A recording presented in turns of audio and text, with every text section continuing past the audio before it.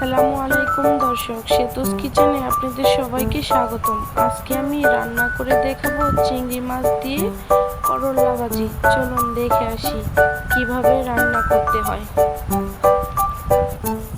একটি কড়াই বসাইছি, এখন তেল দিয়ে দিব।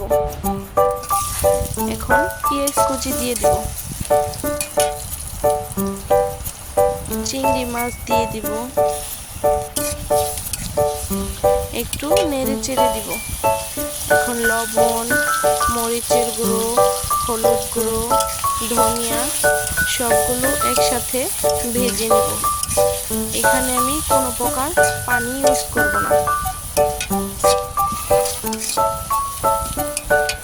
নেড়ে চেড়ে ভেজে নেব। করলাগুলো আমি আগে থেকেই ধুয়ে রেখেছি, এখন একটু চটকিয়ে নিব। এখন করলাগুলো দিয়ে দিব।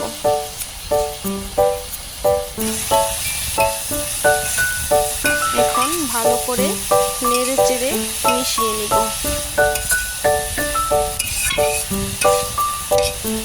করলা ভাজি আমি ঢাকনা দিয়ে ঢেকে দিব না। ঢাকনা দিয়ে ঢেকে দিলে করলা ভাজি অনেক তিতা হয়। আস্তে আস্তে নেড়ে চেড়ে আমি ভালো করে ভেজে নিব।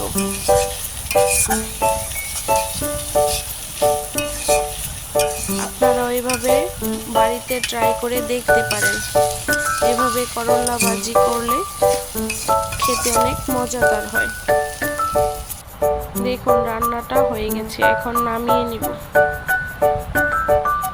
দেখুন কতটা সুন্দর হয়েছে, খেতে অনেক মজা। ভিডিওটি ভালো লাগলে লাইক, কমেন্ট, সাবস্ক্রাইব করে পাশে থাকবেন। সবাইকে আসসালামু আলাইকুম।